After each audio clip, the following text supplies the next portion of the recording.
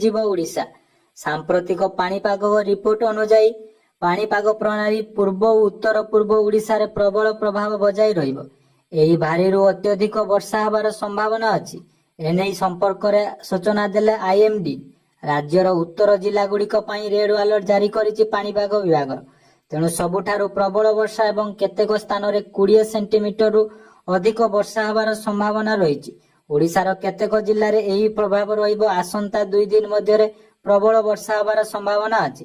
ପରବର୍ତ୍ତୀ ଖବର, ଯୁକ୍ତ 2 ଖାତା ରିଚେକିଂ ପାଇଁ ଆବେଦନ ଆରମ୍ଭ। ତେଣୁ ଯେଉଁ ପିଲାମାନେ ଯୁକ୍ତ 2 ପରୀକ୍ଷା ଦେଇଥିଲେ ଏବଂ ଖାତା ରିଚେକିଂ କରିବା ପାଇଁ ଚାହୁଁଛନ୍ତି, ବର୍ତ୍ତମାନ ଜୁନ୍ 13 ପର୍ଯ୍ୟନ୍ତ ଆପଣମାନେ ଆବେଦନ କରିପାରିବେ। ତେଣୁ ଗତ ବର୍ଷ ପରୀକ୍ଷା ଦେଇଥିବା ପିଲାମାନଙ୍କ ପାଇଁ ଗୋଟେ ବହୁତ ବଡ଼ ଖୁସିର ଖବର। ଯେଉଁମାନେ ନିଜର ପରୀକ୍ଷା ଫଳରେ ସନ୍ତୁଷ୍ଟ ନାହାନ୍ତି, ସେମାନେ ବର୍ତ୍ତମାନ ଯାଇକି ରିଚେକିଂ ପାଇଁ ଆବେଦନ କରିପାରିବେ। ତେଣୁ ଗତ ମାସରେ ପରୀକ୍ଷା ଫଳ ଯେଉଁ ପ୍ରକାଶ ପାଇଥିଲା, ସେଥିରେ ପରୀକ୍ଷାର୍ଥୀମାନଙ୍କ ପାଇଁ ବର୍ତ୍ତମାନ ଯାହାକି ଆସିଲା ନୂଆ ଅପଡେଟ୍।